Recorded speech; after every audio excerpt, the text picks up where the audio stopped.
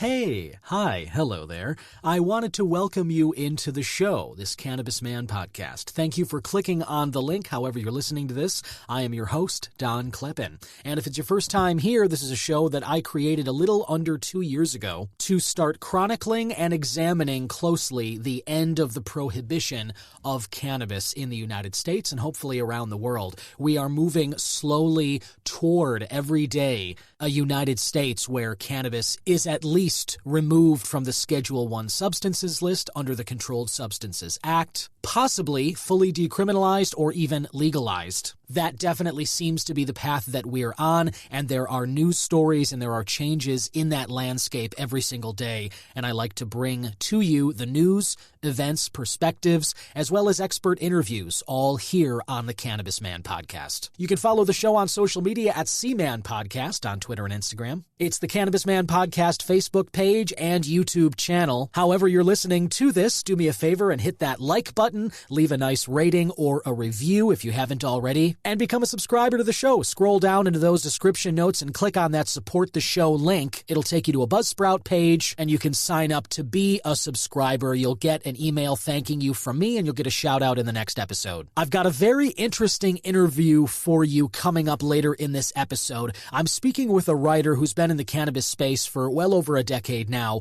and he writes for a publication that I've talked about on the show before, Cannabis.net. And this writer goes under the pseudonym Reginald Reefer. And Reginald put out a piece a few weeks ago about a story that I talked about on this podcast. It was a story that seemingly was out of the same classic reefer madness propaganda handbook that we're familiar with from the last century. It made the rounds, and if you didn't hear that episode where I spoke about it, it was where a woman reportedly took a hit off a bong and then stabbed her boyfriend over 100 times and stabbed the dog and stabbed herself. Very sensational stuff. And Reginald posed in his article for Cannabis.net that maybe this was a PSYOP, a psychological operation that intelligence agencies like the CIA or others around the world have engaged in the past in an effort to control a narrative or public perception about any given topic. And so Reginald and I talk about cannabis at large, the history of it, propaganda, as well as who might be interested in making such a PSYOP or putting out a story like this, especially as we seem to be moving closer and closer toward legal cannabis in the United States. I've also got news stories, some exciting topics. It's been a heck of a week since we last spoke. I've got a lot of topics to bring to you, as well as some exciting news and events coming up related to cannabis, and of course I'll get to those and more. So without further ado, let's get into this episode of the Cannabis Man podcast. Hit it!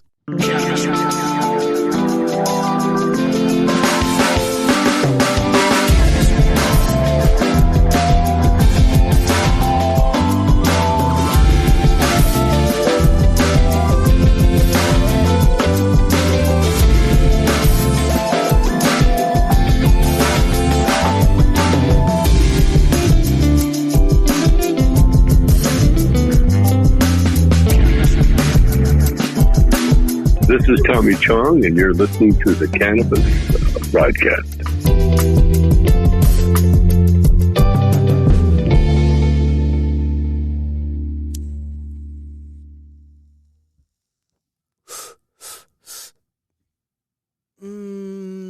Yes. Delicious and delectable. And welcome in. Thank you for joining the Cannabis Man podcast. Now that the show open is over and we're into the show proper, I've decided to light up my strain of the week here. I've got my cup of coffee next to me. I've got a nice cup of Split Rock coffee with me this morning. Very delicious. I'm a big fan of their Colombian roast. They've got all kinds of delicious coffee products at Split Rock. If you're interested in getting some of it shipped to your door, scroll on down to the description notes and click on the Vouch Store link. It'll take you to the Cannabis Man podcast show page, and you can order different products from Split Rock Coffee. Get them shipped right to your door. It's veteran-owned. It's a great business worth supporting, and they make some delicious coffee products. And as I've talked about on the show, I love pairing cannabis and coffee whenever I can. There is a wonderful kind of dance that those two substances do in my system. Everybody's different. I say on the show all the time, Substances are subjective, just like our opinions are about anything else. Your tastes in food and drinks are subjective. They're individual. They're your own. Your taste in substances is going to be the same. But for me, cannabis and coffee is a delectable combination, and I love to indulge in it whenever I can to kind of start my day. And I'm doing so right now.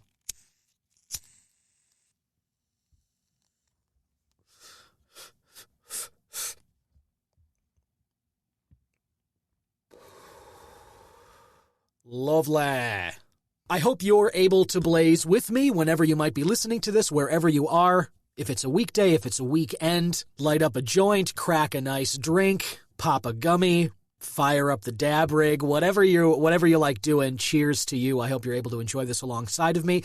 If you're not, just look forward to the next time you can. Hopefully it's not too far from now. Now, my strain of the week this week is a fun hybrid. I was talking about this recently. It just hit the market, and it's a debuted concept from Green Thumb Industries' Rhythm brand of flower. They've partnered with various musicians. This strain comes from a partnership with State Champs, who have a new album out and a song which shares a title with this strain of flower. It's called Out of My Head, which is a song from State Champs, and it's a new Rhythm strain of flower. This hybrid is rich in trichomes, which, as you know, are the resin glands containing cannabinoids and terpenes. I find this hybrid leaning a little bit more towards sativa. It's chill, it's not high energy, but you do feel a little bit of that creative euphoria, and it does put you in a very nice mood to kind of socialize and just play around. Definitely not a couch-gripping indica,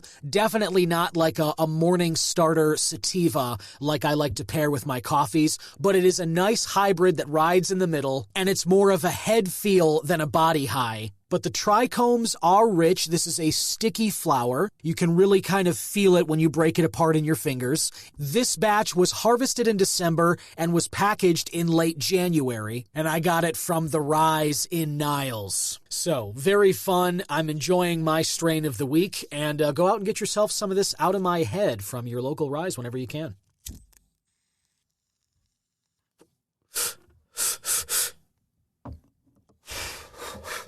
Now let's roll right into the news joint wrap. This is a wrap-up of news stories and events relating to cannabis in and around Illinois, and it's all curated for you by IllinoisNewsJoint.com. Think of it as the joint you can hit for all your Illinois cannabis news and reviews. And let's start with kind of a big one, I thought. CIJA, C-I-J-A, announced a grant opportunity for R3 programs worth $30 million.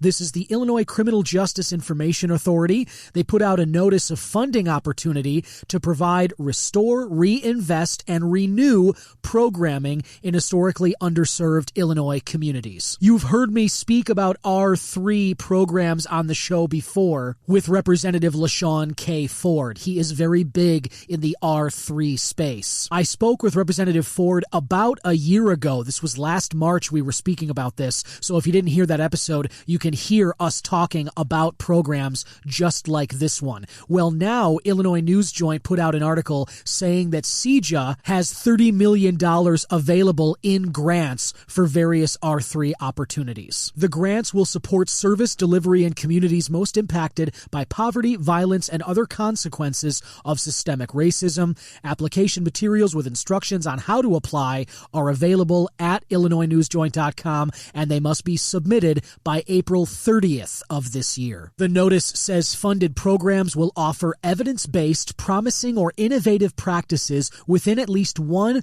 of the 5 R3 program priority areas. These are civil legal aid, economic development, re-entry from the criminal justice system, violence prevention, and youth development. Those are the 5 areas that R3 is prioritizing. So if you have an idea that could benefit one of these communities in one of R3's priority areas, you can submit that idea and potentially get some funding from this program, but you've got to submit that by April 30th of this year.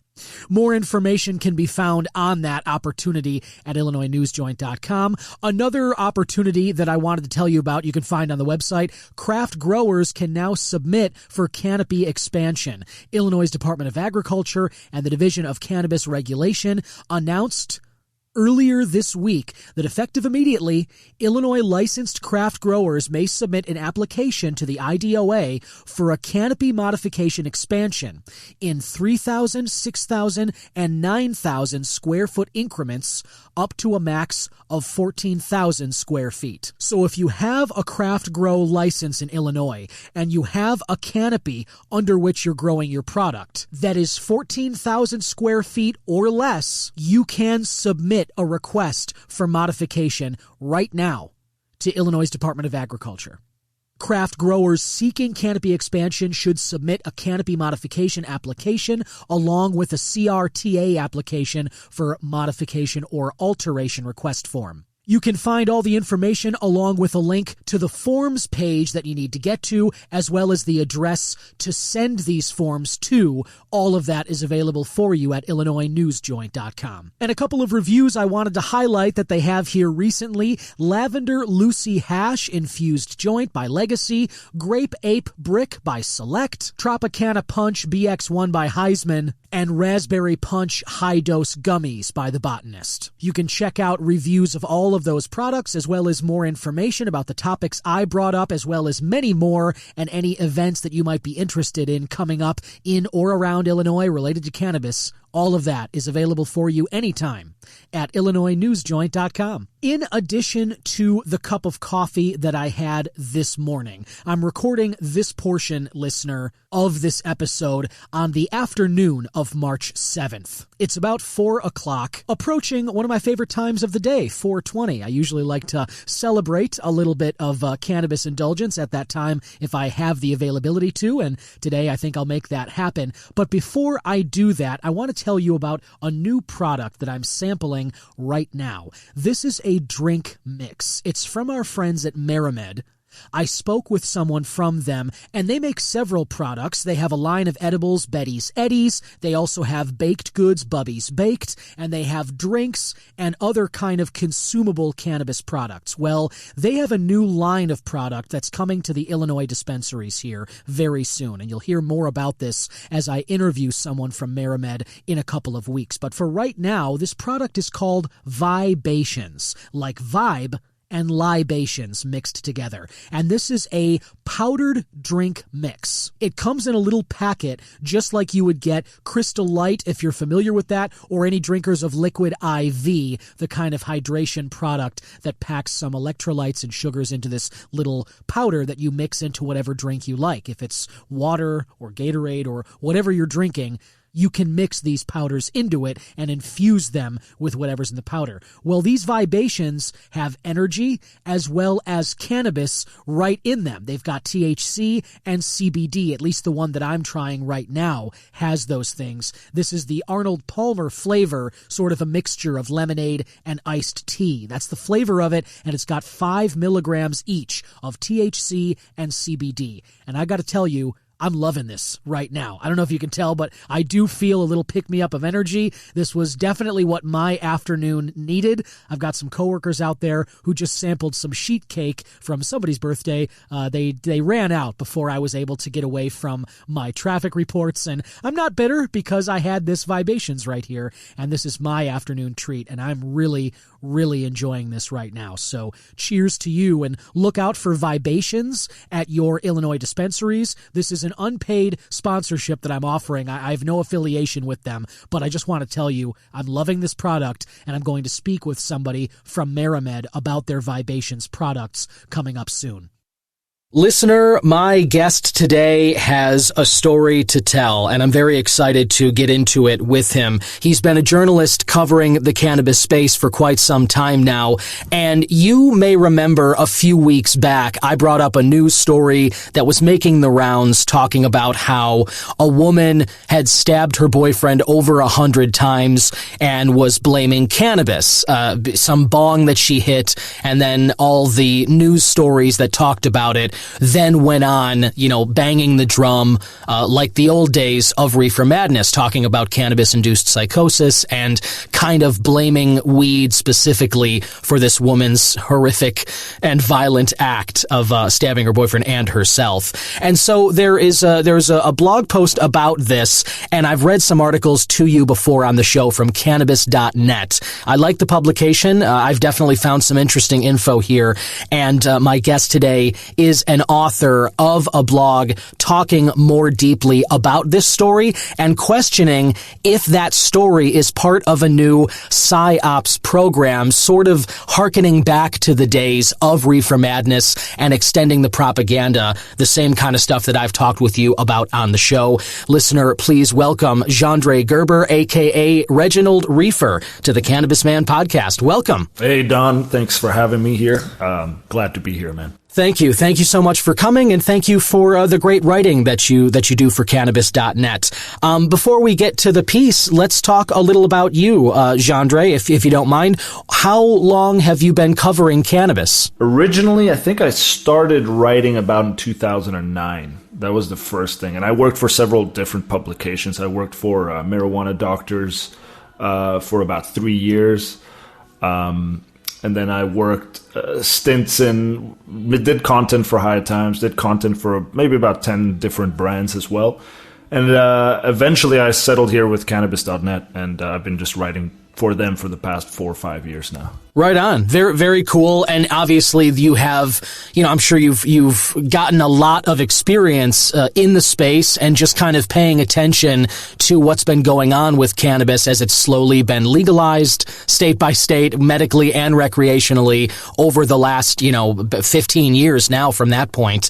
And just tell us a little about your journey in general. What was it that made you kind of want to start covering cannabis for the different publications you've worked for? Originally, I was a traveling musician. So what I was doing, I was just basically traveling, gigging. Eventually, a love story. I met my significant other. We were apart. She was living. By the way, I live in Mexico. Yeah. I've been living in Mexico. I'm originally from South Africa, but I've been living in Mexico since 1997. Wow, Mr. International, Mr. Gerber. Yeah. I had no idea. That's awesome. People hear my accent. They're like, "Yeah, he's American." I've always been in my heart an American, but I'm a South African in Mexico. I was traveling, and I was in California for a while. I played. Just traveling from the coast of Mexico, West Coast, all the way to California. And then from California, I kind of realized that I really dug my wife, that is today my wife. Yeah. But she was living in the opposite. She was on the East Coast in the Gulf of Mexico. Oh. So I went over there, but being a musician, you're not really loaded with money. And so I've heard. Yeah, and so I got there, and then our first year together was kind of rough economically, and she had some medical problems, and she went to Mexico City. And then I basically been traveling for 2 years, so I didn't have a job, I didn't have anything. I looked like a skinny version of white Jesus, like beard and long hair. Sure, yeah. Iconic, though. It's an iconic look. Yeah, very, very road warrior. Sure. Physique, I like it. So eventually I got to Mexico City, and I just, I was there by myself. I had nobody around me anymore. And I started just seeing what can I do. And I've always been a writer since 5 years old. So I found that somebody wanted to pay money for blogs. And so I was like, cool, I can do that. And then I started writing, and first it was just writing general stuff, but I've been, smoking weed myself since I was about 15. Gotcha. I've always liked it. I've always known about cannabis. I've never been, I never bought into the Reefer Madness, the programming, the, DARE programs. When I smoked, I realized this is all bullshit. Yeah. And so one day, I find this cannabis brand, Marijuana Doctors 411. They were trying to compete with Marijuana Doctors. And they were like, hey, do you want to write content? Do you know stuff about weed? And I was like, yeah, I do. And so I started writing. And then since then, I realized, I know a lot of cannabis stuff, and I just really dug deep into the culture, the politics, cultivation, the medicinal aspects.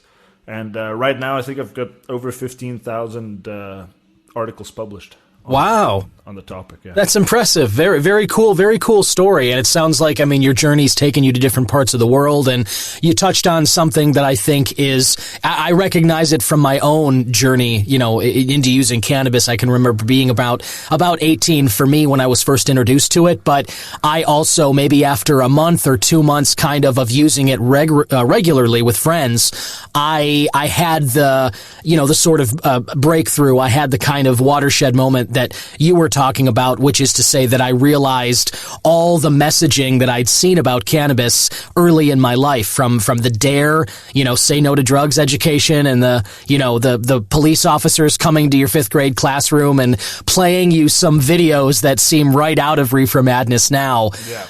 But the realization that all that messaging was false. I'm experiencing something right now that I can only describe as inherently good, that there's really, that it was really helpful to me in a lot of ways, and that the people in my life who had given me messaging opposite to that effect, antithetical to it, basically they were doing so out of malice or ignorance. And most of them, I decided it was out of ignorance because they just hadn't tried it for themselves. Yes. But either way, the message was the wrong one, which is to say that, cannabis is all bad, all addictive potential, all of the negativity wrapped up in that Reefer Madness propaganda, and none of the talk about the potential benefits, the health improvements, quality of life benefits that it could offer you, none of that stuff. And that's kind of what led me to, this podcast itself and kind of covering the space in my own way. So I can totally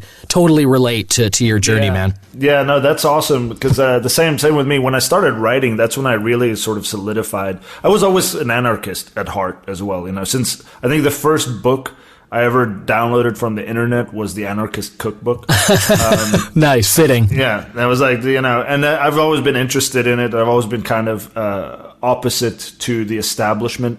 And weed has always been that symbol, it's been this core piece of anti-establishment, icon. It's just the icon. It's the representation of, screw the man. And when I started writing, then I had, permission to really dig deep into these narratives and say, okay, what is going on?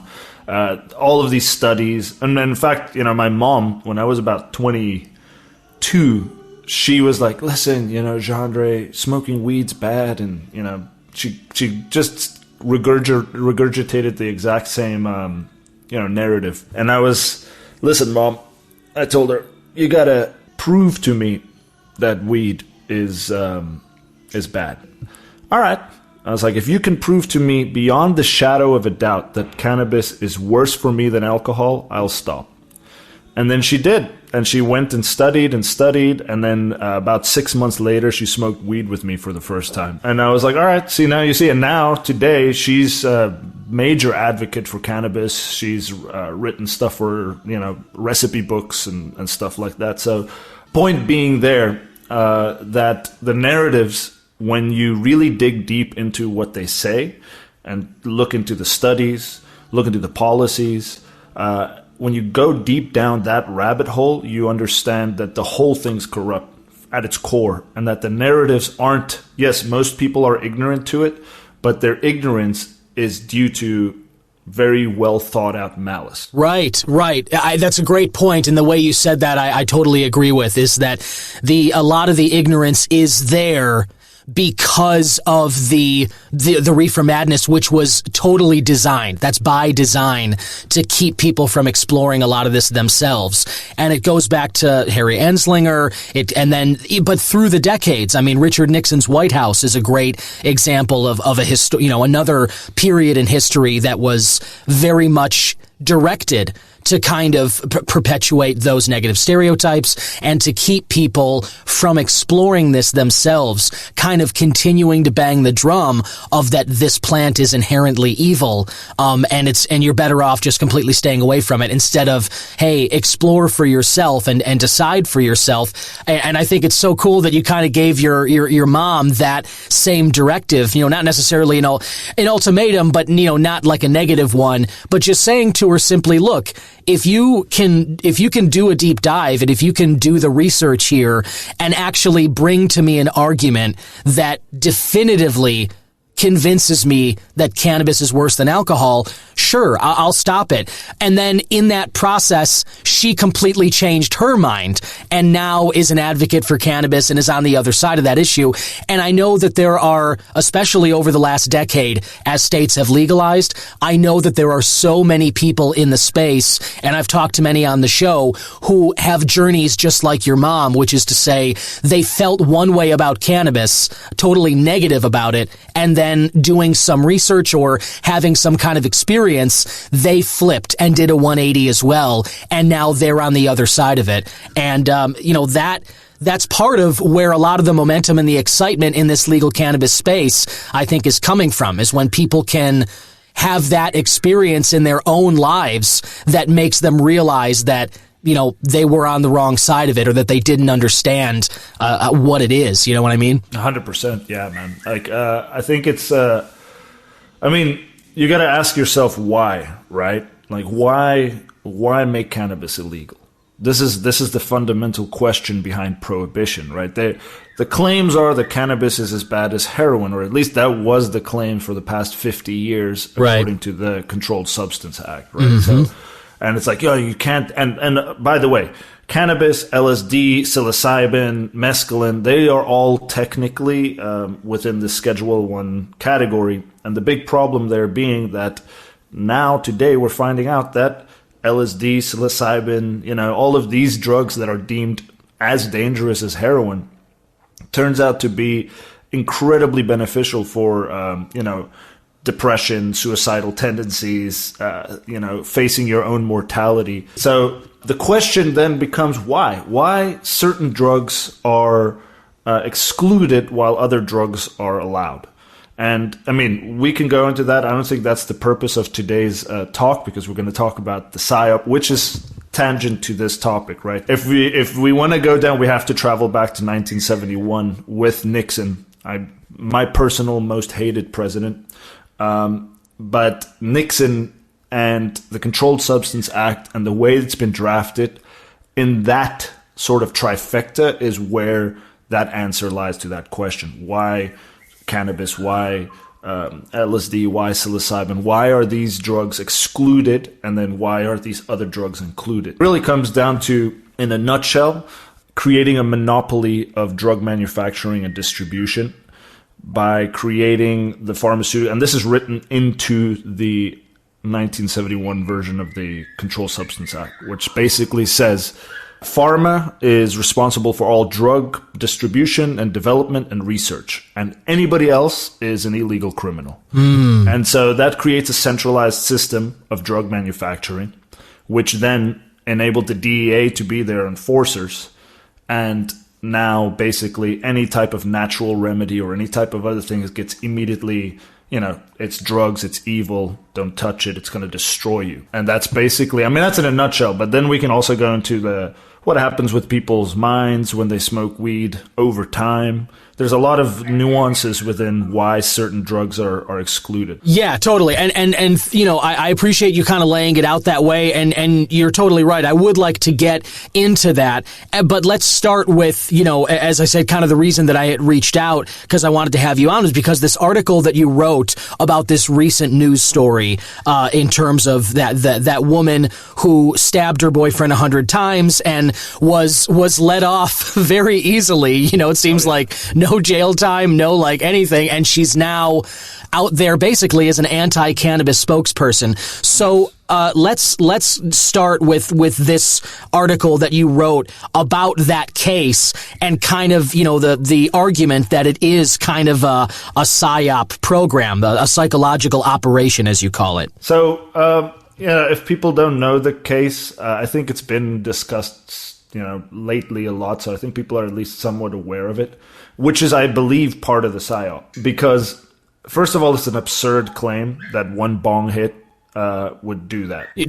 Turns an otherwise rational person into a violent killer, right? A violent maniac that would not just kill the boyfriend, but the dog, and then stab herself, which for me, that the whole narrative is very odd. It starts off with the fact that the police shows up at this house and they see this woman, she's stabbing herself, but somehow she called the cops too or something. I don't know what happened there.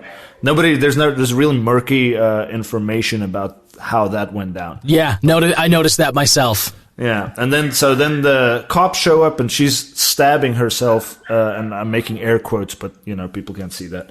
So she's stabbing herself. They take her for psychiatric evaluation. Oh, what's happening? What's happening? The weed made her do it.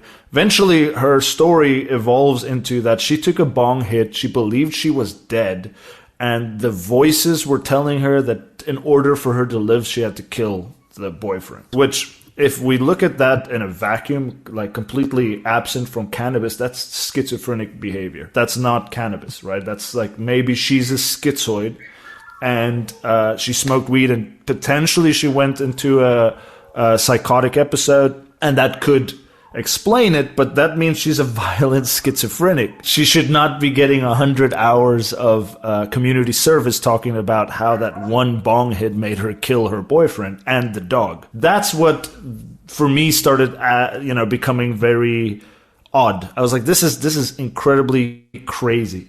Then the second thing is, this is also very reminiscent of something that Anslinger said to make cannabis illegal in the beginning, like almost 100 years ago. Yeah. Which was a case, I think in the 50s or so, about another paranoid schizophrenic who killed his family with an axe in Miami or in Florida. Somewhere in Florida this happened. Right. And, they said he smoked one hit of a marijuana joint and killed his whole family with an axe. And that was the narrative for 30 years until some people went back and said, like, oh, this dude that killed his family was a known schizophrenic with violent tendencies for years. The cannabis made him do that. And so that got debunked. But this is kind of reminiscent of that same thing. It's just like quickly here, it appears in the social feeds. It appears everywhere. Marijuana made this woman kill her boyfriend. And that's that. Right.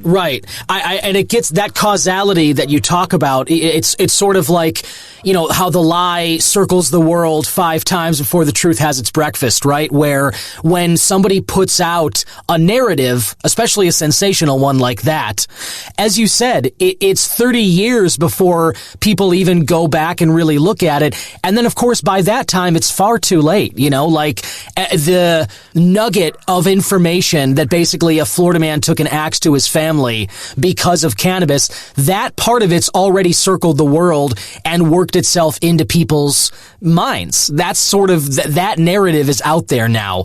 And the retraction or the correction, if it's ever printed, most of the time it's not, but if it ever is, it hardly matters because that's a quiet message that goes under the rug quickly. But the initial lie that was so sensational, that's what's left over in people's heads. Yeah, man, 100%. And the thing is, that's the whole purpose of a psyop. The purpose is not to have truth or anything, but it's to create an image, to create a container within the mind that influences your behavior. And so that is the whole point. And if people's like, well, psyops, that's conspiratorial and so forth. Sure, until you start investigating history and you realize, oh, this shit happens all the time. This isn't something that, and this is the big issue. Like, if you understand why cannabis is illegal or why drugs are being prohibited in the first place, you'll immediately realize that you don't have a benevolent government. Like, they are not sure. I'm not saying that the whole government as a whole is trying to, stifle and kill everybody. That's not true. The vast majority of the people, I would say 95 to 97% of the people working in government are doing it for noble reasons. Right. It's the same way as the narrative of prohibition. Most people that support it are doing it out of ignorance, but that ignorance is malevolent. That has been designed. And so the majority of the people working in government believe that they are actually fighting for your rights, and they're doing this. And very few of the people, and the people that are really pulling the strings, they're not in government. They are the funders, the donors, the super PACs. They're these people. And there's a revolving door between private corporations and government positions. And when you see this happening, you realize, okay, this is about control. This is about, maintaining a certain narrative so that the people stay in line.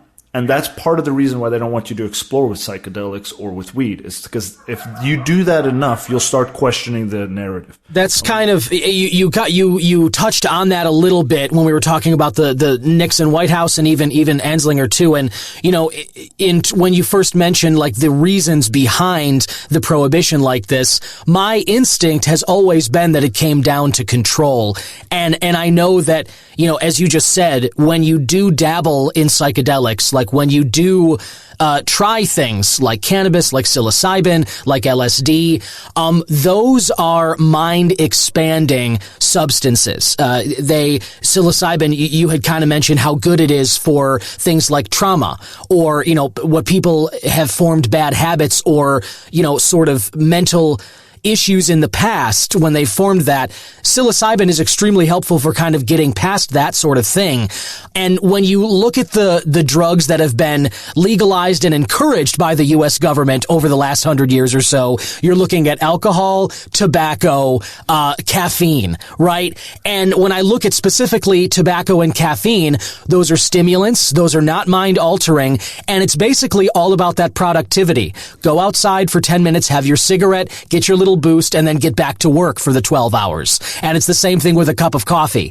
They want that productivity to be maintained, to be helped along, ideally. What they don't want is for the worker to begin questioning why they're doing this in the first place, or maybe if there's better use of their time to improve their quality of life as they live. You know what I mean? Yeah, man, you actually hit that nail straight on the head, because within this system, productivity is king, right? And you are not a citizen, you are the product. Like this is the thing. You have to understand that each of us has to understand this. It's that you are not the citizen that vote. Your vote really means nothing. And some people argue, well, if you don't vote and blah, blah, blah, it's really just like making you feel that you're participating in a system. But it's right. It's more symbolic. I take your point on that. Yeah. Like I'm a big proponent that people should vote, but I do get when you argue that there are super delegates, or that there are like super, votes that count more, like one for every 10,000 of us.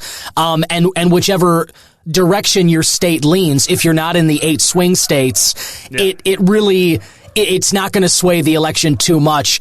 And so when people argue about that, I totally take your point there, where it's like voting is a good symbol and it makes you feel like you're part of the country. But in terms of like every vote counting toward the thing, that's not really accurate. Yeah. And really, like, I do advocate for voting, but locally. I think locally is the only place where there's real power in voting, because that's where you can participate. Yes, that's a great point. Good distinction to make. But if you do it on a national scale, it's like you're basically, it's American Idol. Yeah, totally. And it's like, oh, my candidate, of the 330 million people in the United States, you got like these 5 corrupt bastards up top. That's this is my freedom. It's right there.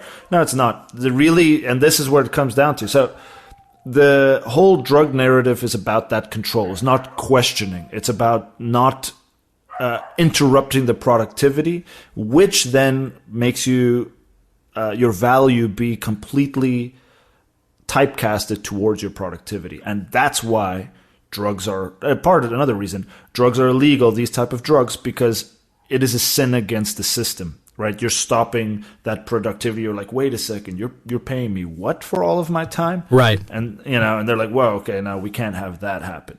And then the drugs that are legal, caffeine and those things, those are productivity. But then there's also the pharma drugs, right? What do the pharma drugs do? That's for depression. They give you for anxiety. So these are effects and systems. These are drugs to treat the side effects of the system, not so much and empower the individual to be its own system, to become its own thing. And that's the issue. So it's this tandem, this interplay between keeping the populace passive and not.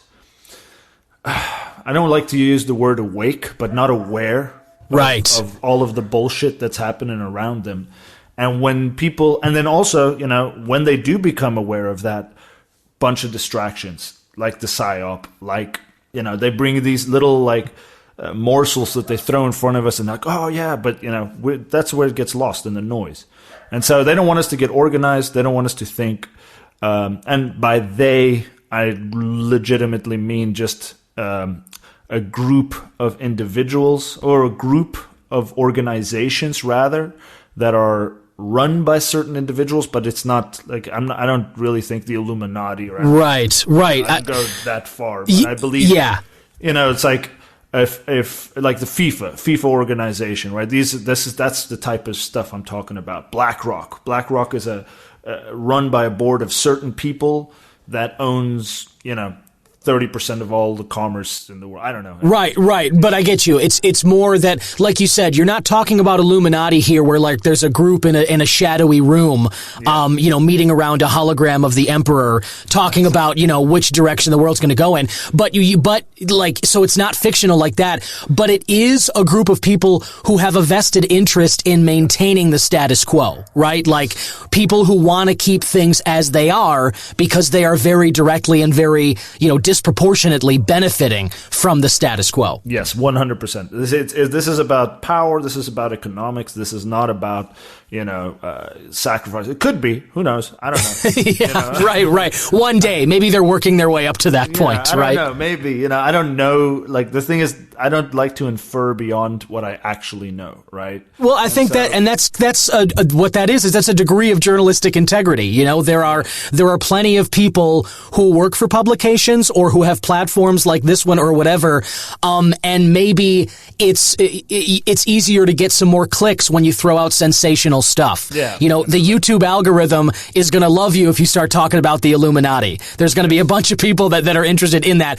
However, the integrity that you're talking about, which is to say, let's not speak beyond what we verified, or, we can have an opinion, but that opinion is based on the work that we've done to verify these things and kind of the facts that are behind them, Yeah, exactly. I can totally tell. I can prove who did the policy changes. I can prove which businesses benefit and which businesses invested money to keep cannabis illegal. Right. I can track that. That's one thing. If people really want to understand conspiracy theorists, look into the prohibition of drugs in the United States. Right there, you can see conspiracy happening, documented. It's like, it's not even a theory. It's there since the 1920s, and it's just been, even before that, in the 1900s, they did it with Chinese immigrants, and it's always been based on racism. It's always been based on control, and it's always been based on here's the thing. My part of the reason I believe that they made especially cannabis illegal is because if you commit a crime in the United States, you revoke your freedom and you literally become a property of the state. Mm-hmm. So you go to jail, and then in jail you'll work, but not for free, because that is actual slavery. You'll work for like 67 cents an hour, right. $1 an hour. Right. And then, some people serve 25 years for, selling a few pounds of weed. What is that but not legalized slavery? Like, what is that but not a mechanism to take the most used illegal substance and convert it into a mechanism to take away people's freedoms, take away people's rights? It's a very Like for me, prohibition is the antonym of the ethos of the United States. Right. Which is, the pursuit of happiness and freedom and all. Yeah. Go find your new frontier. Go kind of explore that. Figure out what life, what existence makes you happiest or gives you the most satisfaction, whatever that looks like. And I think that is the ethos you're talking about, like of the U.S. It very much speaks to the discovery of this land people didn't even know was there. And then you kind of move, from coast to coast. And, obviously, getting into, the Chiefs just won the Super Bowl yesterday from when we're recording this. The Native American side of that story is very different, but that's a different conversation. Either way, the idea behind the United States was always, you can make your fortune here. This is a place to be free. And, you can kind of have the life that you want if you're willing to work for it and such. Yes, 100%. And so, this is what these psyops are meant to do. They're meant to keep us confused. They're meant to keep us questioning. My personal feeling on this Bren Specher, I don't know how to pronounce it. I was hoping that you did, because I also don't. Listener, if you haven't looked, the spelling is Bryn. That's the first name. So I think we can say that's Bryn, most likely. But the last name is Spejcher. So Spejcher, something along those lines. But anyway, now that we have that disclaimer out there, an anagram for something. Yeah. Right. It translates to something, Yeah, I don't know. But the point is, that whole case, for me, the most pressing situation from this is that it establishes legal precedent to use this defense in murder. And what that could do is open the floodgates for people. What about the next school shooter that took a quote unquote hit from a bong? Right. Murdered his, Right. What about this? And now it's legally a defense. Yeah. It's legally, and the bar is so low. She took one hit. Here's the craziest thing about the story. That wasn't the first time she smoked weed. What? I didn't even know that. Smoked weed before the time. Oh, yeah. No, I had to dive down to all of the articles about it. But allegedly, that was not the first time she smoked weed. Huh. How did she, from having smoked weed in California, I've smoked Cali weed. Yeah. Cali weed is potent, sure. Yeah. It's been potent for forever, since the 60s. So how can somebody that lives in California that has smoked weed before take a bong hit and suddenly go crazy? Right.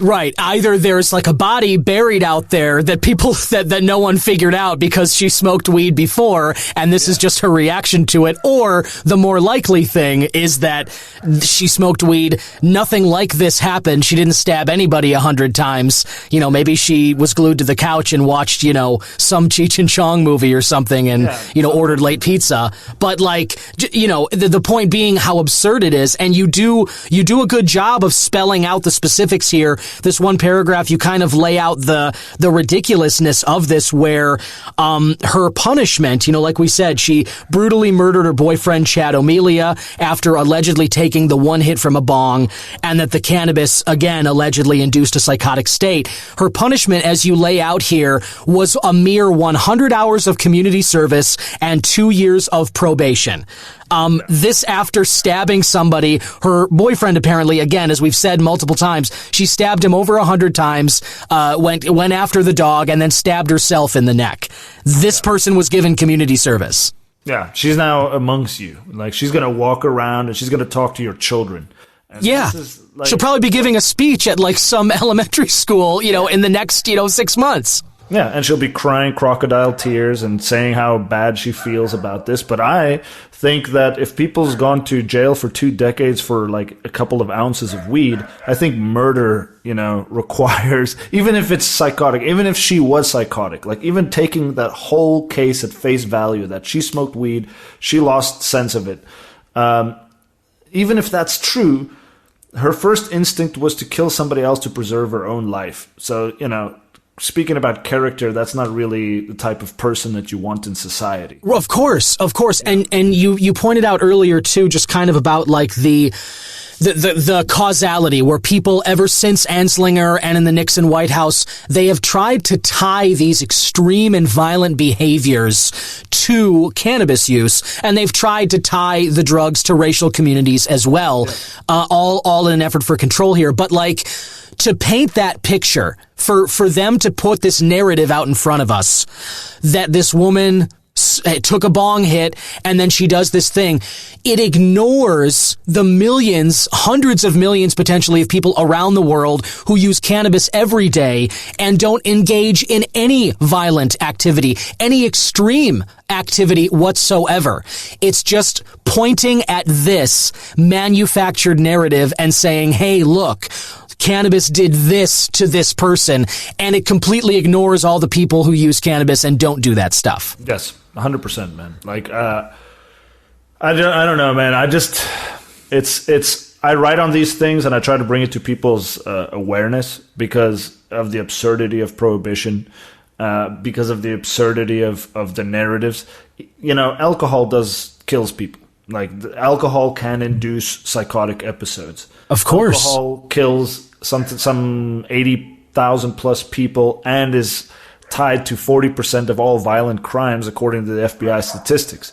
You know, alcohol by itself is infinitely worse than weed, but how many commercials were at the Super Bowl promoting alcohol? Dude, you're totally, you're speaking my language. I feel like this is a topic I hit on the show all the time, which is to say how normalized alcohol is. And as you just said, we know how deadly it is. We know so much about it. We have the BAC levels where it's, if your blood has this number in it, we know exactly what it's doing to your brain and how likely you are to either drive off the road or do something violent or whatever it is. We know that alcohol has that effect on your brain.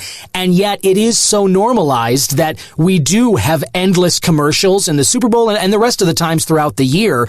But alcohol is this major part. I mean, I'm sure, listener, when's the last time you went to a social event and you didn't have a drink in your hand? How many questions do you get about it? How many strange looks do you get at that party where people are almost uncomfortable if you don't have a drink in your hand? That's how normalized alcohol is. Yes, 100%. And that's what I'm saying. Like, I don't advocate for illegalizing alcohol either. I believe everybody should have the right to consume drugs. Yeah, and we already tried that, as you said. Like the Prohibition, we already tried that, and it obviously didn't work. You know, we just let the door open and let people kind of consume responsibly what they choose. No, and I believe that there are certain drugs that needs to be more, policed, monitored. Yes, a little bit harder, but I believe personally, if that you are a sentient adult, human, you should have freedom of consciousness. You should have freedom of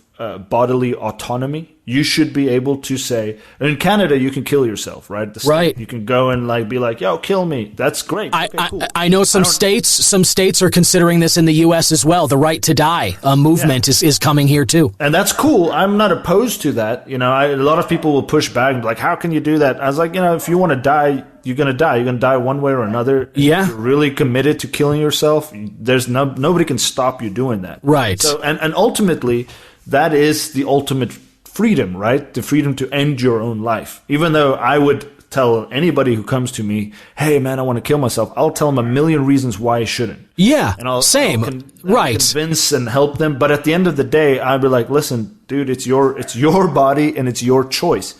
Yet in the United States, that exists not as a principle, but only as a thought.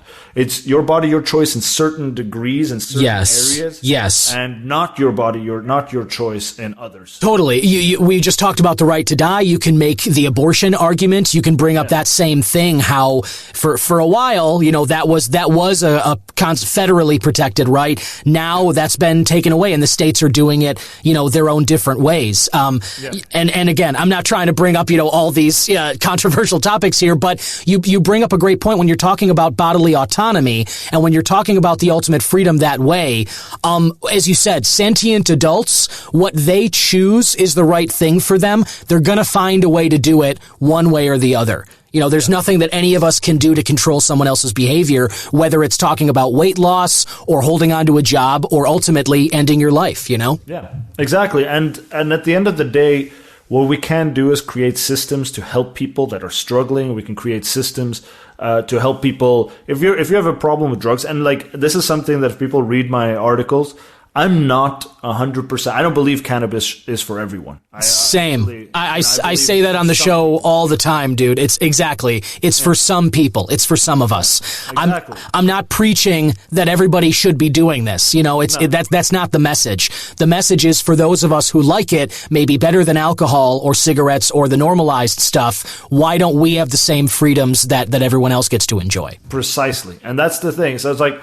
you know, some people, maybe Bryn, is a person who shouldn't smoke weed because she becomes violent, you know, and kills people. Right.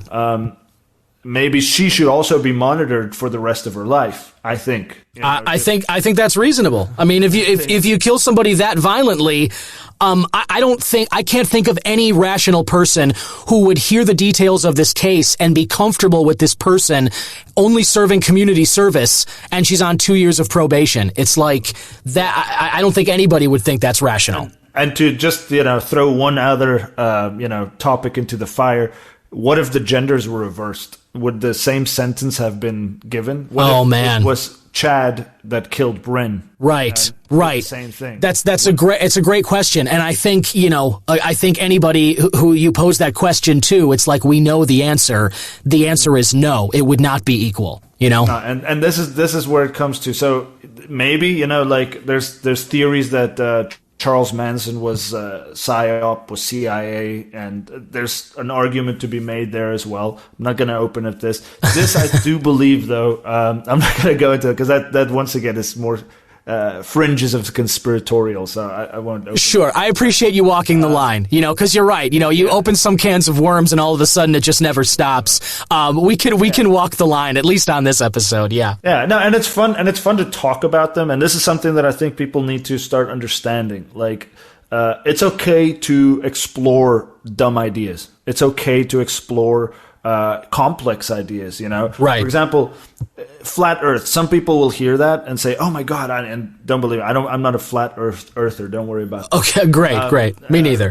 But for example, let's say somebody shows up and says, "Here's my flat Earth," and blah blah blah, and it's the first time they hear it. We should learn to have the ability to study something as if you're a believer, and then study something as if you're its hardest critic. And then in between those two poles, you'll learn stuff. You'll learn stuff about, how the earth moves and how light reflects from the atmosphere and all these different crazy stuff. Yeah. The trick is to not drink the Kool-Aid, right? Swirl the Kool-Aid in your mouth, taste it, smell it, get familiar with it, understand what it is, but don't drink it. Don't consume it. Don't say, "Oh yeah, this is it." Because the moment that you say this is it, this is what that idea is the moment that you stop questioning, and it's the moment that you start looking for supporting answers. You change your approach to information entirely the moment that you believe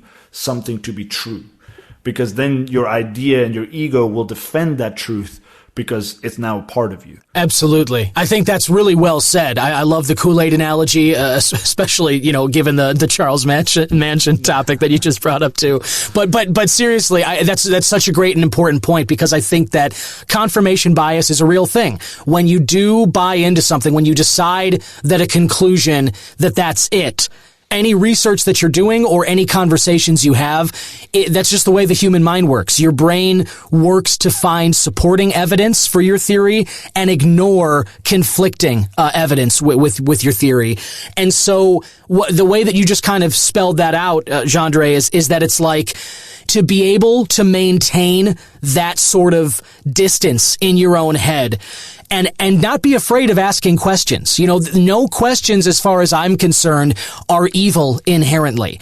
If, you know, you use the flat earth example, if somebody comes to your party and starts kind of, you know, asking questions about, you know, is the earth flat kind of a thing, there's nothing evil or wrong about having that conversation.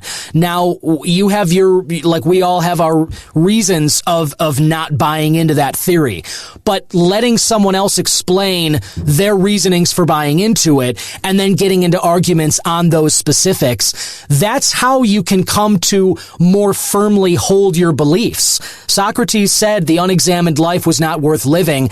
When someone comes to your party and asks a question about a flat earth, that's examining your belief about whether or not it is flat.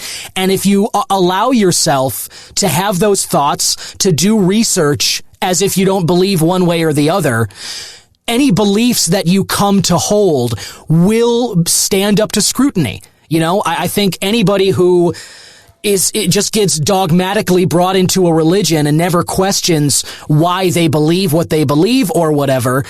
You know, you go to some event later on in your life and somebody asks an innocent question, and now all of a sudden your whole foundation is crumbling because you never asked any such question. That's the stuff that we're talking about. You know what I mean? Like, just be okay with asking one way or the other why you feel this way or why somebody else believes what they do. Yeah, 100%. And like, challenge your own, you know, views on the world. Like, the first time I was proposed that question was maybe like 10 years ago, before it became even what it is today. You know, somebody's like, we're living on a flat earth. I personally believe we float on the back of a giant space turtle. But that's my belief, you know. It's turtles all the way down. That's what they say. I got you, man. It is, you know, so...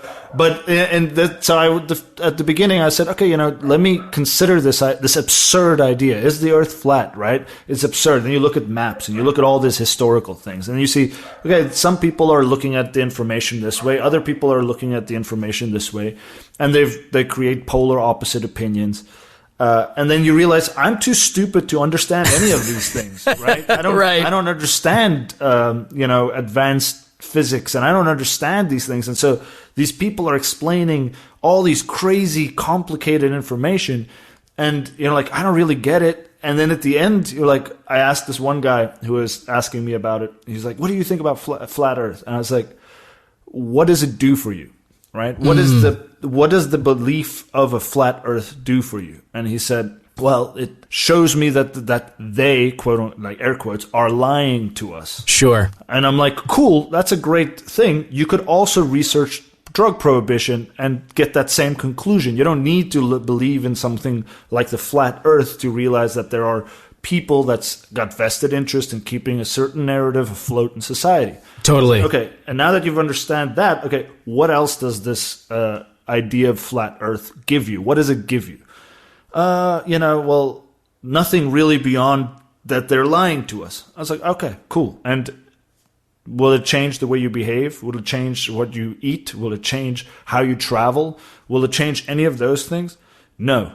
All right, cool. You can believe it or you don't have to believe it. That's your choice.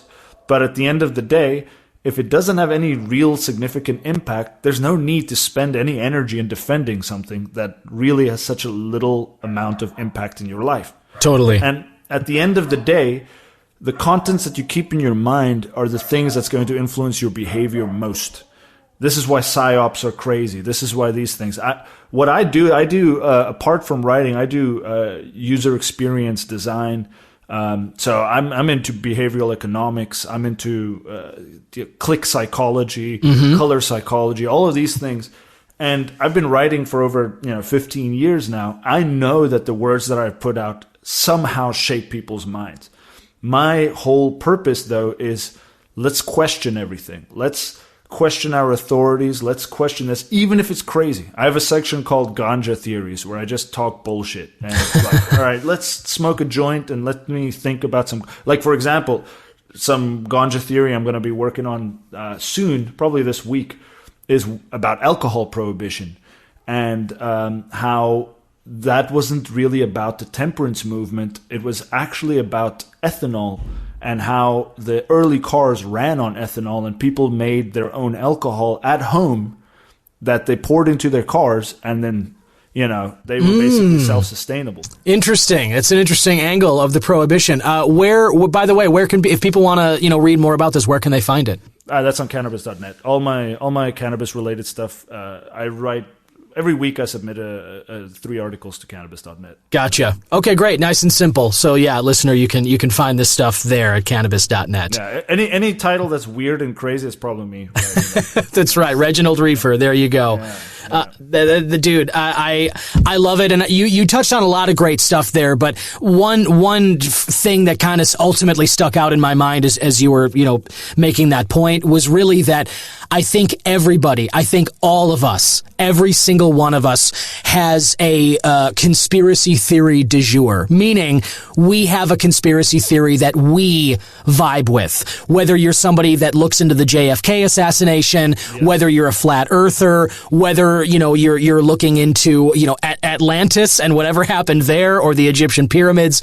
I mean, there is a long list of potential conspiracy theories that you can do a deep dive into.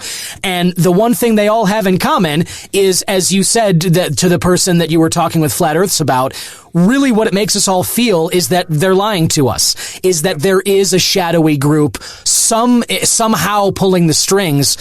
Recently, the Jeffrey Epstein stuff that's been going around a lot too, it kind of swims in those same waters, you know what I mean? Where it just gives people this sense that there are heroes and villains in the world, and that there's a big group of those villains pulling the strings behind the scenes. And whatever conspiracy theory that you vibe with, that's ultimately, I think, what it's kind of getting at. And just realizing that we all have that propensity within us, that we all have the potential to have some conspiracy theory appeal to us. I think that's important in understanding how and why people believe what they believe. Yeah, I mean, we are driven by narrative. That is what we do. Everything that you do in your life is because of a story that you tell yourself, right? You wake up in the mornings and you're like, I'm doing this because of X, Y, or Z. So you've got your whole purpose. You've got your formula. We're a conglomerate of internal automated processes. Like 95% of you is happening unconsciously. Only 5% is a conscious little window that you have to your consciousness is sort of like a little rudder on the back of a boat, and the boat is moving forward in the ocean of time. But with consciousness, you can shape that rudder to change your direction and float. Right. And so these things that we invite into our minds and into our hearts dictate the position of that rudder. So you need to understand, where do you want to get to? And what are the ideas or concepts that will help you get there? And that is the fundamental equation of life. Especially in modern times. Like back in the day, there was a cookie cutter ways of living, right? You go to high school, go to college, get a job, get married, have kids, die. Right. And that was the productivity cookie cutter pipeline that they made for us. And now with AI, with podcasting, with the internet and so forth, we have this ability to choose anything we want. And if you want to go into astrology and stuff like that, within the Hindu philosophy, we're entering into the age of Kali, and within the astrological chart, we're entering into the age of Aquarius. And so, what that means, at least from a philosophical perspective, the age of Aquarius, the previous age was the age of Pisces, which was the age of duality. So there was good and evil. There was two choices. Everything was binary. And the age of Aquarius. And in the age of Kali, these are sort of more fluid things. That's why even with this whole transgender stuff, like these core concepts are sort of falling apart and becoming more fluid. And with AI, that's even more possible. Like I think it was Sam, I don't know, is it Altman? Altman of OpenAI, ChatGPT, that guy. Yeah, he said that due to AI, we're going to get the first one-person billion-dollar company. I read that as well. I read that last week. That's totally possible, man. Yeah, and I love what you just said there too. I do think that I love it if we are moving into an age with more options than just one or two, or binary, good, evil, and that's that. I do think that so much of life falls on a spectrum where it's not just one thing or the other.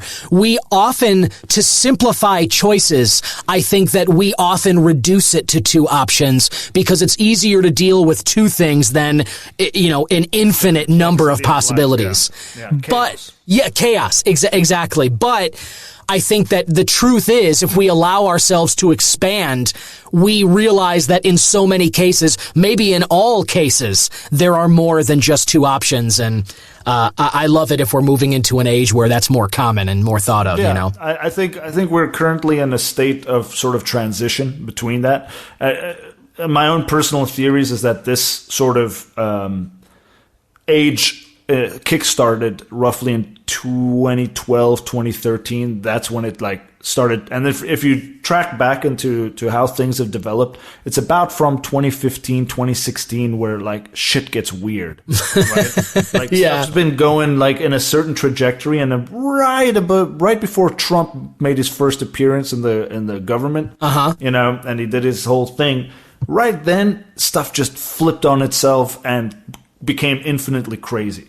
And so I think right now we're at this transitionary period, sort of the time between when it's midnight and becomes morning. It was 11:59 p.m. evening. Now it's 12:01. It's in the morning, right? The next day, but it still kind of looks the same.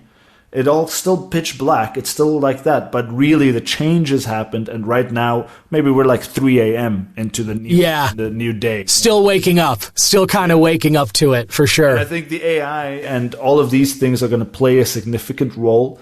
I also personally believe that we will have a new psychedelic revolution coming.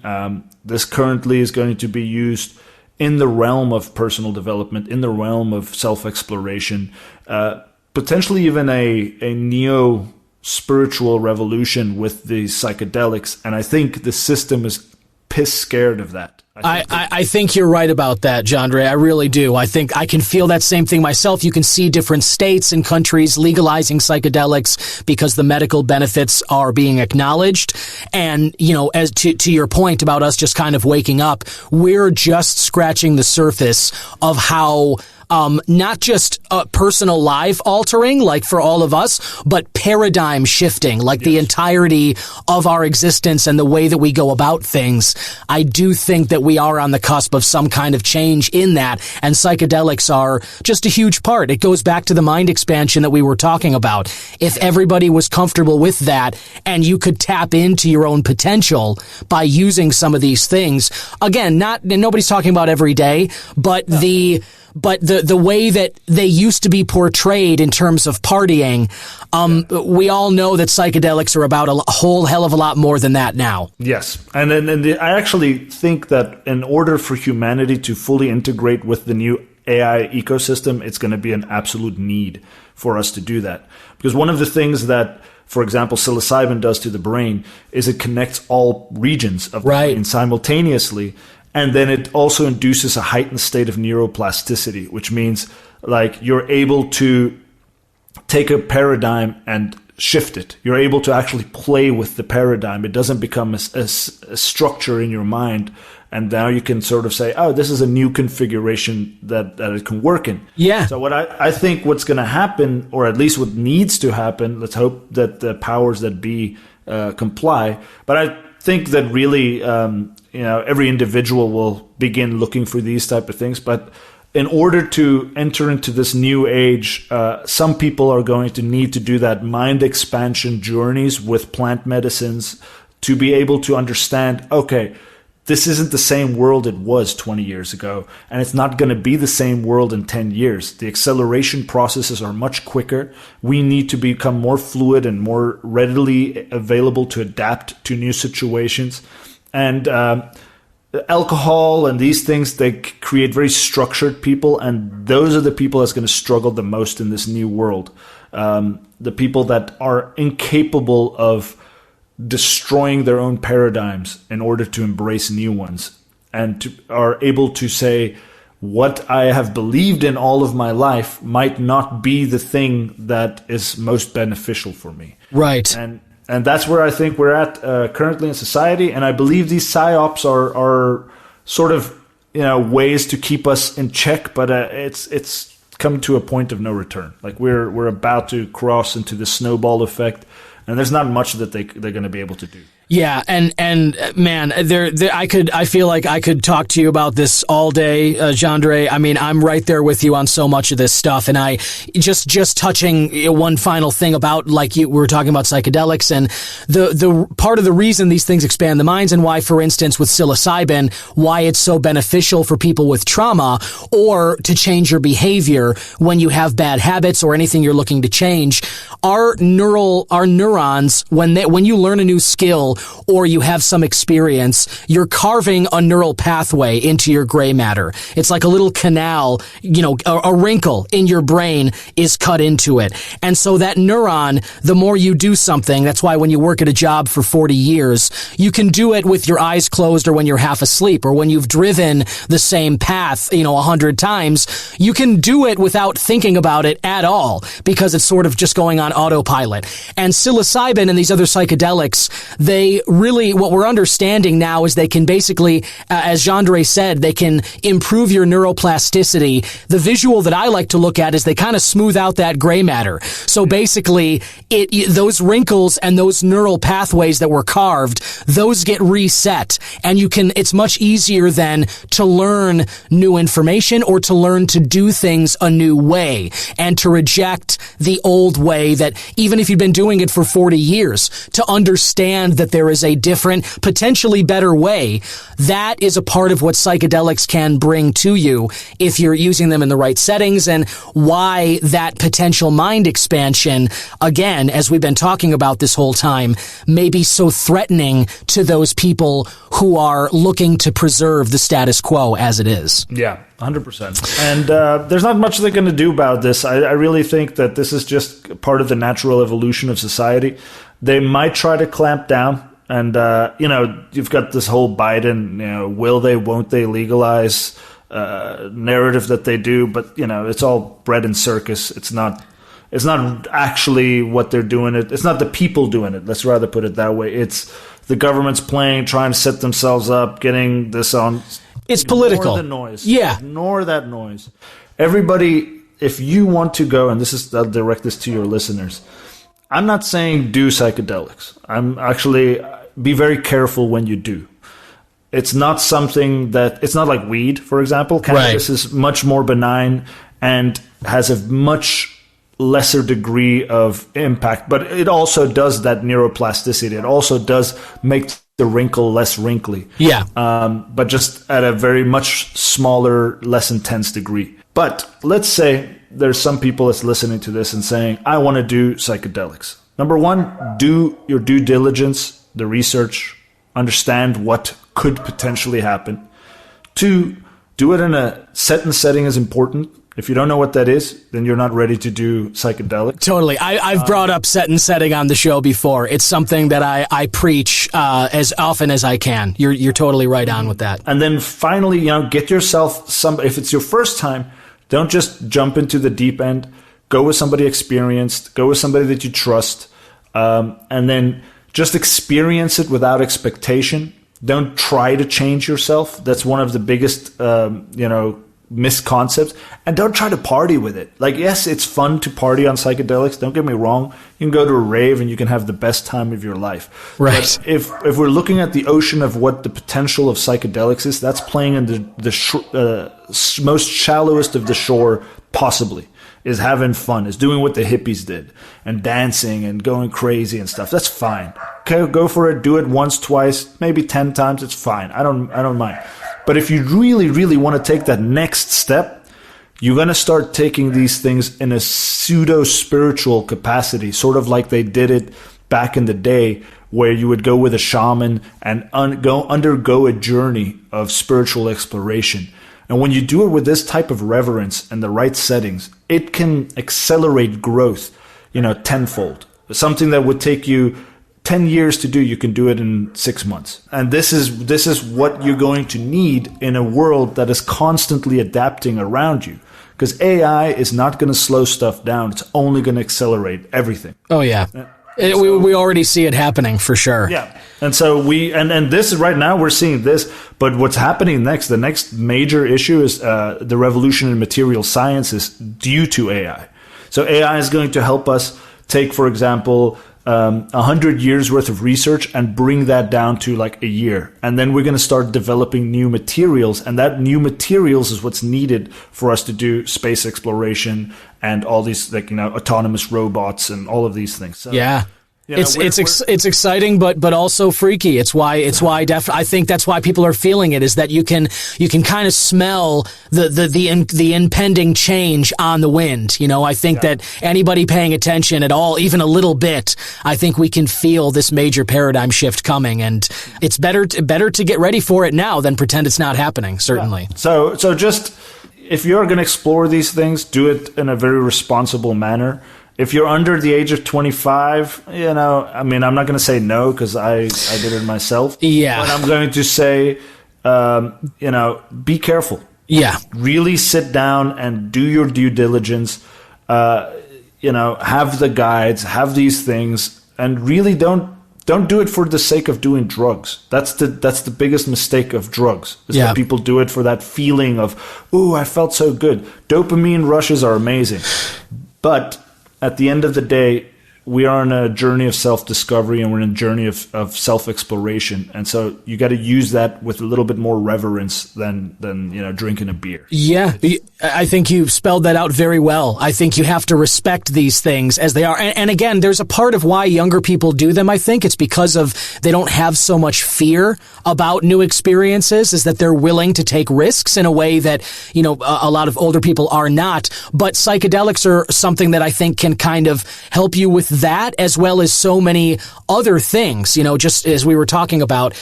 I think one of the analogies that I like is, the shamans that Jandre was just bringing up, you wouldn't go for a long swim in the ocean without a lifeguard. You know what I mean? Yeah.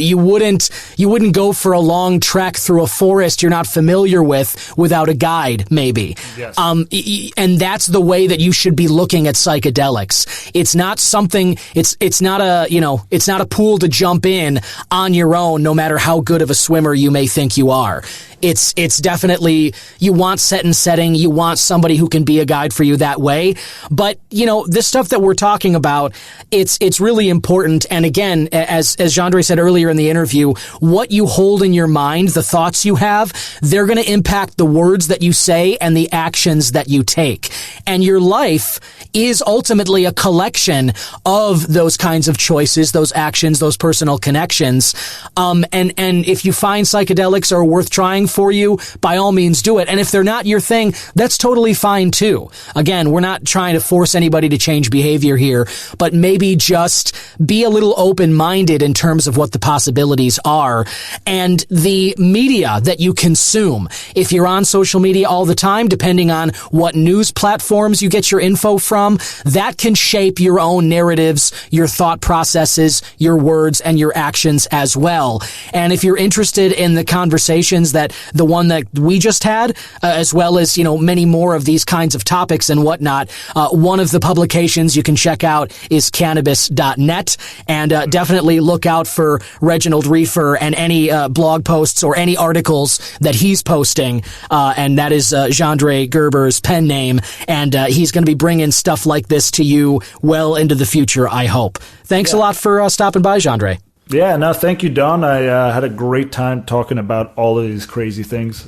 Always, anybody tells me that you want to sit down and talk about this, I'm always game. So, if in any time in the future you'd like me to sit down and talk about specific aspects, I'm totally down for it, man. I certainly will. I will definitely be reaching out to you in the future. Like I said, I could talk with you about these kinds of things all day, and I look forward to some of those more conversations in the future. Listener, I apologize because I wanted to kind of get more to this psyops piece that Jandre wrote here.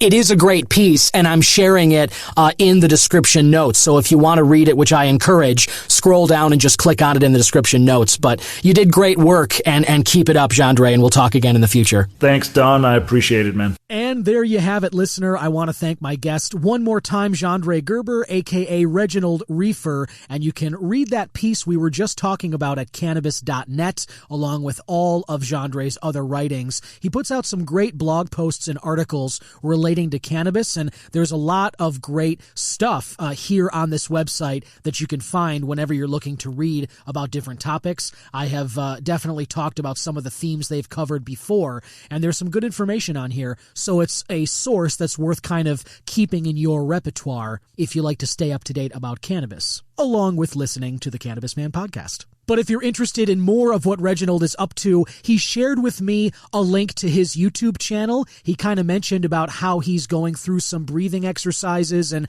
kind of playing with altered states of consciousness through breath work, aside from just kind of substances to reach altered states. And I'm going to go ahead and give one of his videos a try, but I'm linking his YouTube channel in the description notes. If you want to try these out for yourself, go for it in the meantime. But I'll let you know how that goes for me once I have a chance to try out the video that he sent me. Got a couple of topics that I thought you would find interesting this week, listener. One of them from our friends at Marijuana Moment. This article was published by Kyle Yeager. It came out February 27th, so a little over a week ago. The headline reads, THCV increases energy and motivation without marijuana's munchies effect. Double-blind study finds. This article from Kyle says a lesser-known cannabinoid, THCV, appears to have more energizing effects without the fatigue and munchies associated with cannabis's more prominent delta-9 THC compound. That's according to a new double-blind clinical study.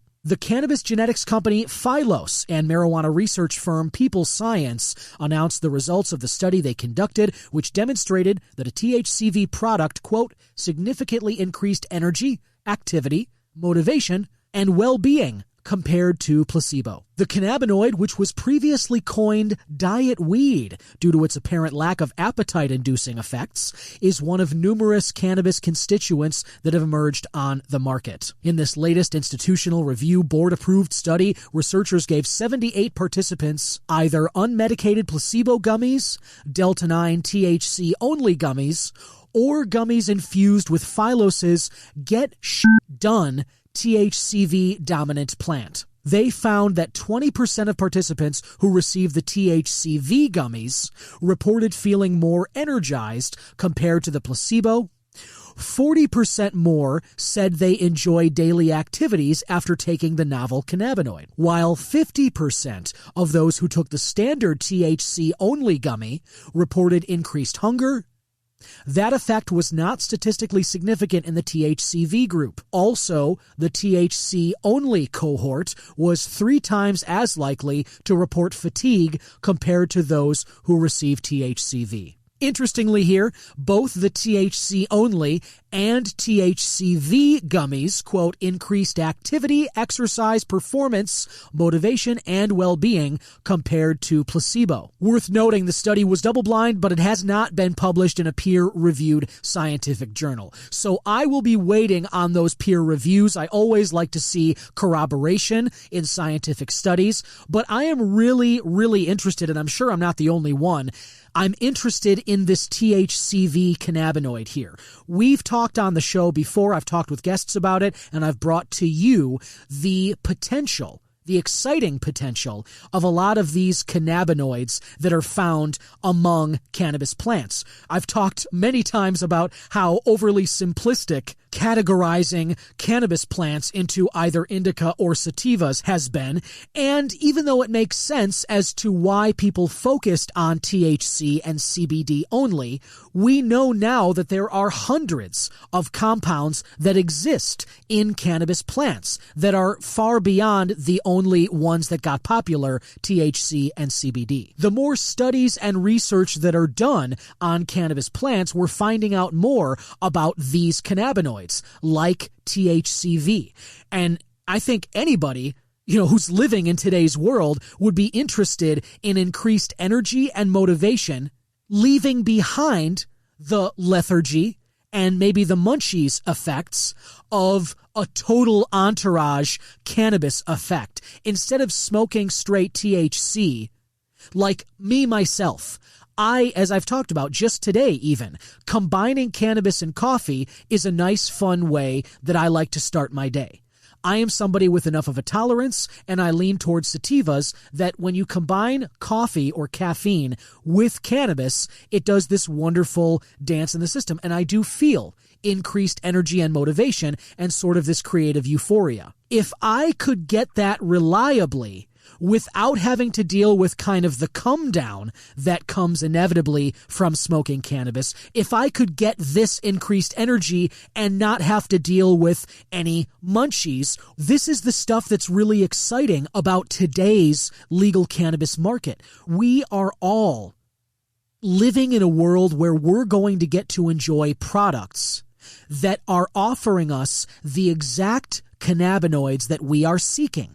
If you wake up in the morning and you want some boost of energy, but maybe you have found that caffeine is just a little bit too addictive for you, you don't want to get hooked back on it again. Or maybe you have found caffeine is good, but there's a little too much of it in coffee. Or even you find that you're getting sensitive to it as you're older, so you've turned to tea. But maybe now green tea is getting you a little more jittery than you'd like. What if THCV is the answer that you've been looking for? You get that increased energy and motivation in the morning, but you don't have to deal with the come down of smoking just base cannabis. You don't have to deal with the lack of focus. You don't have to deal with the decreased motivation of some other strains of cannabis. You see, if cannabis does have hundreds of compounds in each plant, we're all of us basically playing Russian roulette every time we smoke cannabis as to what we're going to get. We certainly used to be doing that when we would just get it from the dealers. Now, we live in this world where it's becoming legal, and as the research is done and these companies are dialing in on these specific cannabinoids, we are getting products that are on dispensary shelves and they're out in the marketplaces that are going to speak to these exact and specific needs. This is very exciting. So anyway, I'll be talking more about THCV on upcoming episodes as different companies are looking into trying to utilize this down the road. Now turning to a different topic that I thought was worth your attention, listener. Florida has done something today that I think we should all be making note of. This is from today, March 7th. This news just hit this morning. Florida bill that bans Delta 8 and other compounds has been sent to the governor. The state House passed this bill, and now the Senate passed this bill. That is the news from today. So now the bill is on Governor Ron DeSantis' desk. And it's a wide-ranging bill that critics say could destroy the state's hemp market. This is Senate Bill 1698 in the state. It was approved in the House by a 64-48 vote, according to the Tampa Bay Times. And now it's heading to Governor Ron DeSantis' desk to be signed into law. The measure to ban hemp-derived products containing Delta 8 and Delta 10 THC was unanimously approved by the Senate in February. It would ban a variety of Delta 8 and Delta 10 products, including gummies, tinctures, and vapes. It would also prohibit other cannabinoids like THCV and THCP from being infused into hemp extracts, and would cap intoxicating Delta 9 THC products to 5 milligrams per serving or 50 milligrams per package, according to the Tampa Bay Times. Hemp-derived low-dose THC advocates and business operators have criticized the legislation for potentially dismantling the industry while propping up the medical marijuana sector.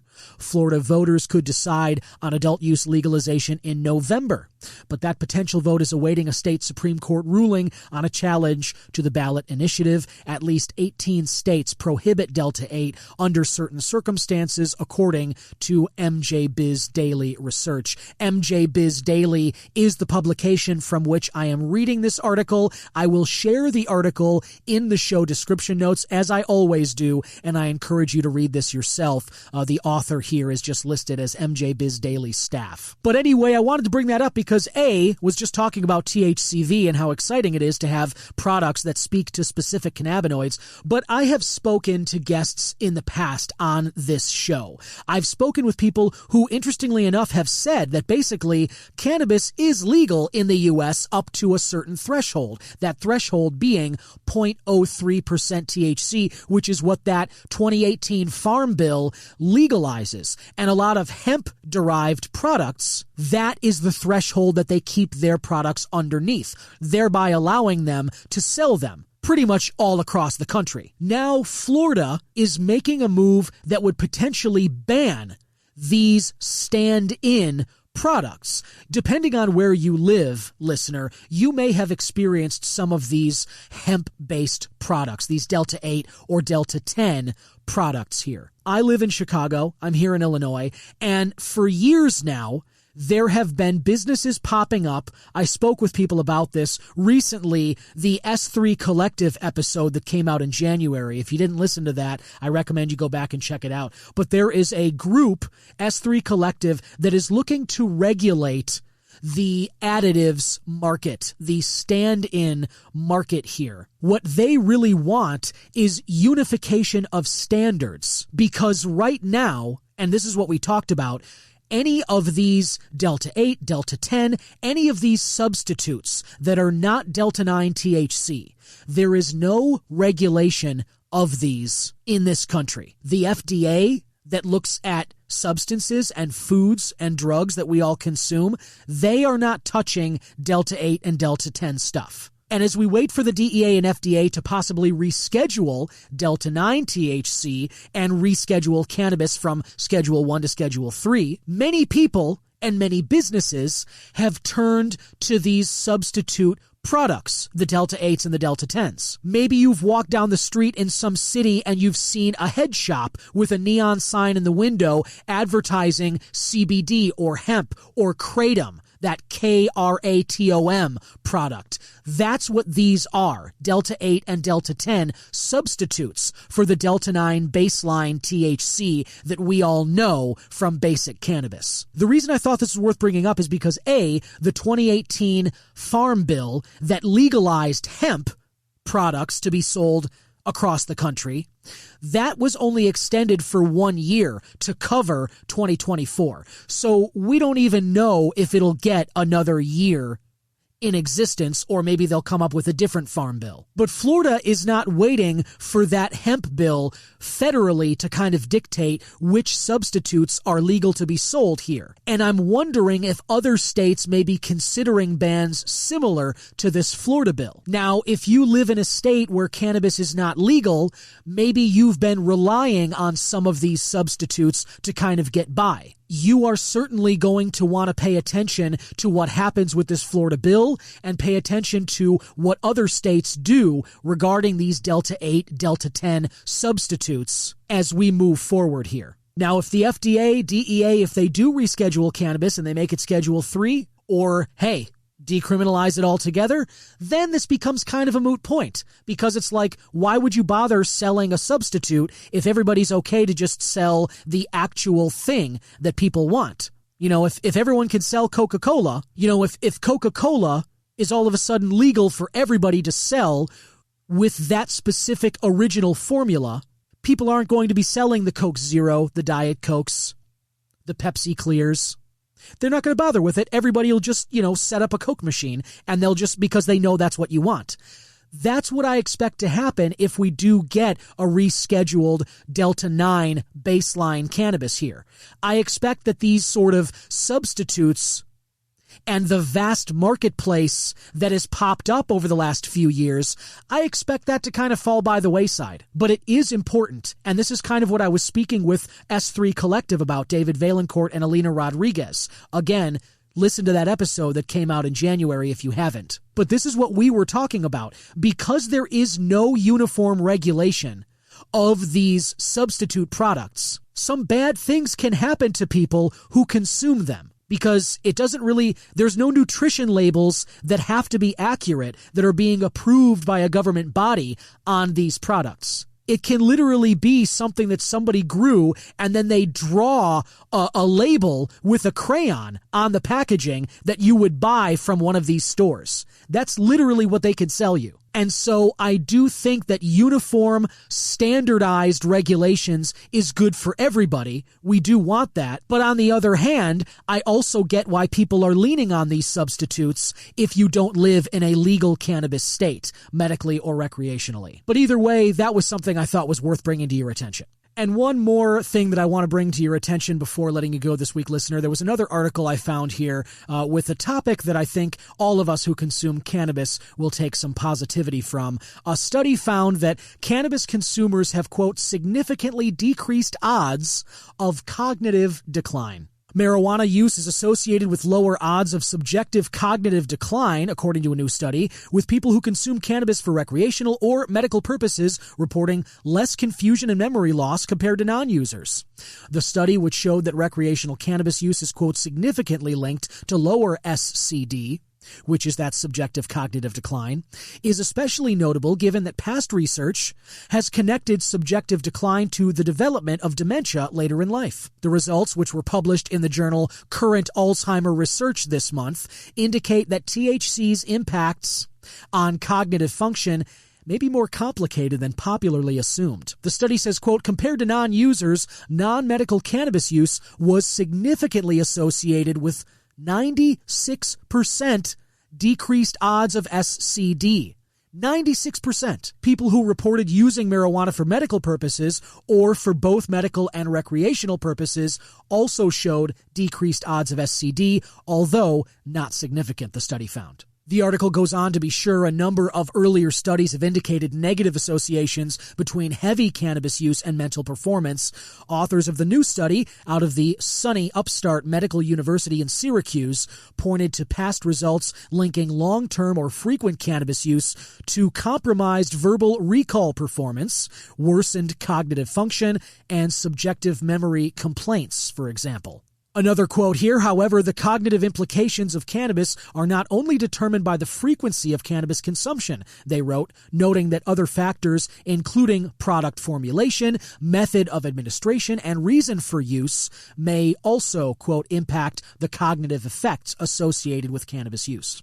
The report says, quote, our study addresses these knowledge gaps by comprehensively examining how reason, frequency, and method of cannabis use are associated with SCD among U.S. middle-aged and older adults. I'll leave it there. The article goes on for quite a bit and gives a lot more detail about the studies, the specifics, and the positives and negative takeaways. I definitely encourage you to read this one as well. You can find it linked below in the description notes along with the other articles. But I thought this was really fascinating. I mean, I think most of us, anyone who's been in this space for any significant amount of time, we have all heard the stereotypes linking cannabis use and poor memory performance, or maybe some poor recall, especially as people get older. But just in general, if you're a heavy user, I think people in general expect your cognition to be, lower performance, let's say. And this new study, which looked at, over 4,000 users, finds the opposite, finds that cannabis use significantly reduces odds of cognitive decline. And it's not just some slight decrease. Again, significantly, we're talking 96%. That's crazy. That is a crazy amount to reduce your subjective cognitive decline. I mean, if somebody told you that you could be 100% more mobile by consuming, chewing gum every day, wouldn't you then make the move to chew gum as much as you could as you aged? I mean, this is crazy. Again, I like to wait until peers can review this study and try and recreate it, see what other people find, but this is fantastic stuff. So a few positive notes to tell you about and end this week on relating to studies, checking in on cannabis, and then a little bit of kind of a mixed bag there with the Florida bill potentially banning some cannabis substitutes. But as I said, that's not really all positive or negative either. There's some good and bad in that development as well. So that is where I will leave it this week. I really appreciate you listening. I hope you took some knowledge and perspective away from this episode. If you have any questions or want more information about what I spoke on, reach out at C-Man Podcast on Twitter or Instagram. It's the Cannabis Man Podcast Facebook page and YouTube channel. You can also always email host@cannabismanpodcast.com. Plenty of people have already. I really love it when you do. Feel free to reach out and give some feedback. As I said at the top, please, if you haven't already, leave a rating or a review for the show on whichever platform you're listening. If it's YouTube, hit that like and subscribe button. If you're listening on Spotify or Apple, leave that rating or a review for the show. It really means a lot to me, and it helps what I'm doing here stand out from other podcasts. And of course, if you really love it, become a subscriber. Scroll down to the description notes and hit that support the show link.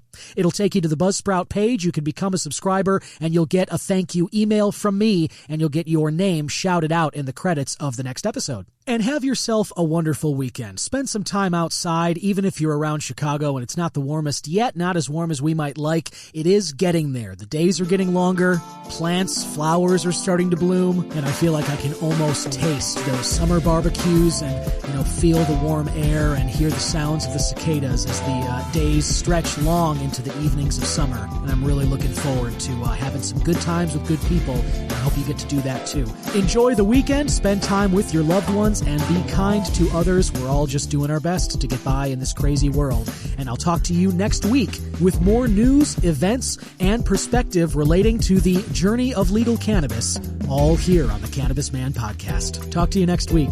Bye-bye.